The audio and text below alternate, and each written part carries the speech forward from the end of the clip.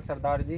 पहले तो बहुत बहुत स्वागत, आप आए और काफी दिनों के बाद आए। आपको बहुत बहुत धन्यवाद, आपने किसानों के लिए जानकारी देने के लिए एक हमको टाइम दिया। तो किसानों भाइयों, आज एक ऐसी जानकारी मोहित भाई जी आपके साथ साझा करेंगे कि ये कैसे 8 फुट पे गन्ना ले जाके बीच में काफ़ी क्रॉप सब्जियों की ले रहे हैं और एक अच्छा मुनाफा कमा रहे हैं। तो मोहित भाई जी ये बताइए, आपको कितने साल हो गए ये मॉडल करते हैं खेती का? वैसे तो भाई प्रॉपर 3 साल हो गए। 3 साल हो हाँ, गए। मतलब 3 साल से पहले एक छोटा ही एरिया था। जी जी। ये कह लो कि 2-3 बीघे का था। तो जो हम गन्ने का बीच का गैप देख रहे हैं, हाँ हाँ, ये लगभग वो तो बस 2 कितना है? साल से। मतलब ये जो 8 बाय 2.5 का है, अच्छा जी। ये जो आप फिलहाल देख रहे हैं, जी, जी, इसकी भी दूरी मैंने बाद में बढ़ाई है। जी जी। स्टार्टिंग यहीं से की थी। अच्छा जी। तो ये है 7 बाय 2.5 का, 8 फुट का मतलब 8 पूरा नहीं है। अच्छा, हाँ मतलब कि ट्रैक्टर तो आसानी से निकल जाता है। हाँ बिल्कुल, 7 फुटा रोटर इसमें, मतलब उसका वो भी बना हुआ है जी। साइन। ये देख, यहाँ तक रोटर आसानी से, या भाई 7-7 की हैरो भी आसानी से निकाल सकते हो आप। जी, जी, जी। यहाँ तक बिल्कुल। तो 7 बाई ये 2.5 का था। जी, पर जी। उसमें अगर थोड़ी बहुत ही दूरी अप डाउन है तो मतलब लेजर की डिस्टेंस का हो सकता है बस। तो जैसे 8 फुट का आपने गैप दिया है और जो 2 गन्ने की लाइन आपकी चल रही है, ये हम देख रहे हैं, तो इनमें कितना गैप है? इनमें 2 लाइन में 2.5 फीट का है, 2.5 फिर फुट 7 का। फीट का गैप है। 7 का मतलब 7-10 का होगा थोड़ा। जी, जी। तो ये जो गन्ना वैरायटी देख रहे हैं, कौन सी वैरायटी है? 0238। 0238। और लगभग आप इस मॉडल को 2 साल से कर रही हो। हाँ बिल्कुल। तो पहले तो हम जानेंगे कि गन्ने की 8 फीट पे ले जाके आप कितनी पैदावार मैक्सिमम ले रहे हैं? भाई जब मैंने लगाया था ये पिछले साल 4 सितंबर को इसकी बुआई की थी। जी जी। और गन्ने के साथ साथ मैंने इसमें लगाया था आलू। आलू के बाद फिर गेहूं। जी। गेहूं के बाद फिर धान भी लगाए। धान के बाद उड़द के बाद फिर गेहूं थे इसमें। अच्छा। और गेहूं के बाद फिर मैंने इसमें लौकी और कद्दू लगाए। हालांकि उनसे इतना प्रॉफिट नहीं हुआ बरसात ज्यादा होने की वजह से। मतलब कि सितंबर की आपकी बिजाई थी, सितंबर में से आपने सितंबर आलू तक बो आते दिया आते, हाँ। और फरवरी मार्च में आपकी आलू की खुदाई हो चुकी हाँ होगी। हाँ, नहीं, सितंबर में लगाया था। जी जी। अक्टूबर नवंबर में कच्चा आलू खोद दिया। हाँ कच्चा, अच्छा हाँ, नवंबर हाँ, में खुद जाता है। नवंबर के बाद गेहूं लगा दिया। अच्छा, गेहूं नवंबर में हाँ, गेहूं आपकी बिजाई होगी। हाँ, मार्च अप्रैल तक वो कटा। अप्रैल तक कटता अप्रैल के बाद मैंने इसमें धान लगाया। धान लगाया। धान के बाद उड़द लगाया। मतलब कि धान जो आपने 60 धान लगाया। हाँ हाँ हाँ, अप्रैल में। हाँ। तो वो लगभग वो कट गया होगा अप्रैल मई जून तक, जुलाई में। हाँ, हाँ, कट गया होगा, उस टाइम उड़द लग जाते हाँ हैं। हाँ हाँ, तो उड़द फिर आपके अक्टूबर नवंबर में कटेंगे। हाँ, फिर गेहूं की बिजाई होगी। फिर गेहूं की बिजाई हाँ। होगी। तो लगभग 1 साल में नवंबर तक आपने गेहूं की, पहले तो लिया आपने आलू की, और उसके बाद गेहूं, फसल ली गेहूं नहीं 60 धान। हाँ हाँ, पहले आलू के बाद गेहूं, और फिर गेहूं के बाद 60 धान, 60 धान के बाद उड़द चौथी। तो देखो साथियों, 4 फसलें इन्होंने गन्ने के बीच में ली है। तो अब सीधा से निकाले गन्ने की क्या पैदावार आप? गन्ने की आई है, इसमें 4 बीघे का खेत है, 68 क्विंटल की पैदावार है। 68 कुंटल पर बीघा। हाँ, अगर डिस्टेंस नापी जाए, मतलब इसका ही गन्ने का मतलब जो हमारे इधर क्या लगभग सभी के यहाँ, अगर आप किसी भी फसल का वो करेंगे कि हाँ भाई कितना हुआ कितना नहीं, तो उसके पूरे खेत का मतलब वो लेंगे कि हाँ 4 बीघे का है तो उसका ही मापा जाएगा। अदरवाइज आप ये 2 लाइन देखिए, ये यहाँ से यहाँ तक। जी जी, ये मेरी अपनी सोच है। बिल्कुल, यहाँ से यहाँ तक बस। जी जी। जब इसी एरिया में फसल है तो काउंट तो यही एरिया होना चाहिए ना। ये खाली है तो इसका तो नहीं बिल्कुल सही है। पर जैसे सीधा सा है कि 5 बीघे में अगर आपने 8 बाय 2.5 पे गन्ना लगाया है, तो लगभग गन्ना तो आपका 2 ही बीघे में है। हाँ, 3 बीघे आपकी जमीन खाली है, उसमें आप क्रॉप ले रहे हो अलग से, वेजिटेबल। हाँ, वेजिटेबल। पर यही है कि भाई सबने यही कहा कि नहीं भाई 4 बीघे का है, तो वही उन्होंने काउंट किया।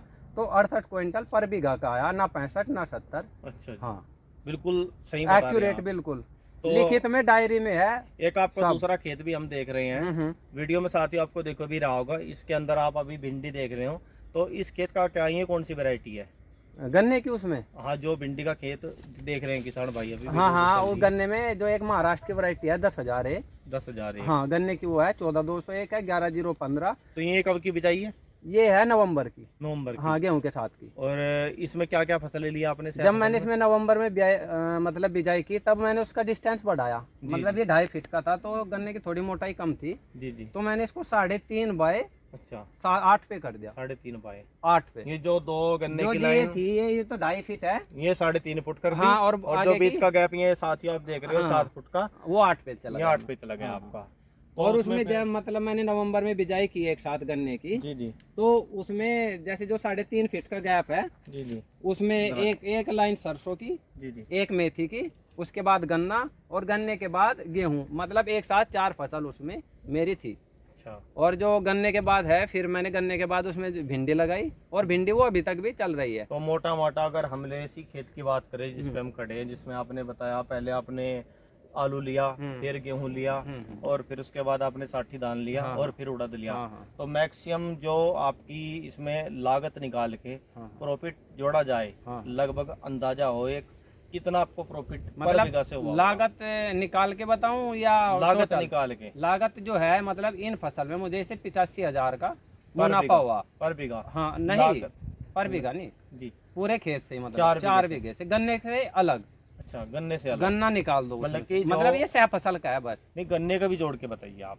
गन्ने का तो फिर काउंट करना पड़ेगा, मैं गन्ने सह का तो फसल जोड़ का के अलग लगवा, है। अंदाजा लगा लेते हैं। आपने 68 बीघा लगाया, हाँ, हाँ। हम 60 क्विंटल भी लेके चले, हाँ, हाँ। तो 240 12 250 क्विंटल गन्ना आप लगा हाँ, लीजिए हाँ, 4 बीघे में। हाँ हाँ, तो 250 क्विंटल 350 रुपये का रेट पकड़ लीजिए। बिल्कुल बिल्कुल। तो लगभग 35,000 का 100 क्विंटल, और 70 लगभग 80-85,000 रुपये का गन्ना, हाँ, और 85,000 रुपये की आपकी सह फसल। हाँ, हाँ, हाँ। तो इसमें अब खर्चा निकाल दिया आपने या है अभी? नहीं, खर्चा तो निकाल दिया ना इसमें से। अच्छा अच्छा। तो गन्ने का बचा है बस। लगभग आपको 4 बीघे से अगर देखा जाए लागत निकाल के 1 से 1.5 लाख रुपए की आमदनी हुई है, बिल्कुल बिल्कुल 4 बीघे खेत से। बिल्कुल। तो किसान साथी 87,500 का जी जी गन्ना, तो उसमें से लगा ले 17,000 का खर्चा। जी जी जी। तो किसान साथी देखो, देखने वाली बात यह है कि आम तौर पे जो सभी किसान खेती करते हैं सिर्फ गन्ने की, उसमें कोई भी वो सह फसल नहीं ले पाते हैं, क्योंकि वो गन्ना ही 30 इंची पे या 32 इंची पे बोते हैं। अगर 4 फुट पे जा भी रहे तो भी उसमें कोई सह फसल नहीं ले पाते हैं, जबकि उसमें सह फसल कर सकते हैं।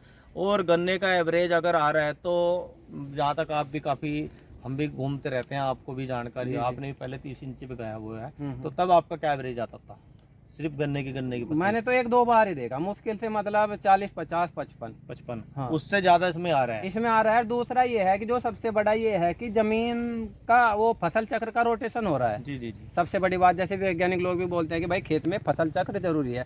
उसके लिए मैं दिखा दूँ आपको, जैसे यही है। जी जी अब ये बड़ा गन्ना है, जी जी ये बड़ा गन्ना है अभी, जी जी ठीक है। और इसके नीचे आ जाइए आप, ये मतलब ये इसमें गन्ने की बुआई हो चुकी है। जी जी जी बिल्कुल। इसी के साथ पालक भी लगभग अभी जर्मिनेट ही हो रहा है, फुटाव नहीं हुआ, तैयारी है, जी जी हो जाएगा मतलब कुछ दिन में। और इसके बाद मतलब ये गन्ना तैयार, वो गन्ना कटेगा, उसके जहाँ जगह दूसरी सह फसल आ जाएगी गेहूँ वहाँ, और ये तैयार हो जाएगा। जी जी बिल्कुल। अब ऐसा नहीं है कि हम जैसे पहले से रूटीन चला रहा है कि भाई गन्ने को निकाल के फिर गन्ना, तो उसका रीजन ये रहता है कि आजकल 38 में भी आपको ज़्यादा रोग देखने को मिला है। 38 के अलावा कोई और भी गन्ना हो उसमें रोग ज़्यादा ही आएगा, जी जी अगर मतलब फसल चक्र नहीं अपनाएंगे। अगर इस तरह का मॉडल है तो फसल चक्र भी चलता रहेगा। तो आपका कहने का मतलब है कि 8 फुट पे किसान को गन्ना ले जाना चाहिए, बिल्कुल। सह फसल करके एक तो जमीन की ताकत बढ़ेगी, हाँ। और किसान की आमदनी बढ़ेगी, और पर डे पैदावार की आमदनी होनी चाहिए मेरे हिसाब से। घर में ज़्यादा नहीं, मैं ये कहता कि भाई अगर 100 रुपये भी पर डे आ रहे हैं जी जी जी तो इनकम तो हो रही है। बिल्कुल और बिल्कुल। ऐसे आप गन्ना लगाओ, पेमेंट टाइम पे नहीं है, जी जी मतलब उधारी डालना पड़ता है, और तब तक खर्च कैसे वहन करेंगे। तो उसके लिए ही मैंने ये बनाया था कि हाँ भाई पर डे इनकम होती रहे, कुछ ना कुछ घर में आना चाहिए। जी जी और अब मेरा ये गन्ना तैयार हो जाएगा ये, जी जी। और इसकी जगह गेहूं आ जाएंगे। देखो किसानों, गन्ना भी कटा नहीं है, और गन्ने के खेत में गन्ने की बिजाई कर भी दी है, आप देख सकते हो। तो बहुत सफल मॉडल इनका हमें लगा।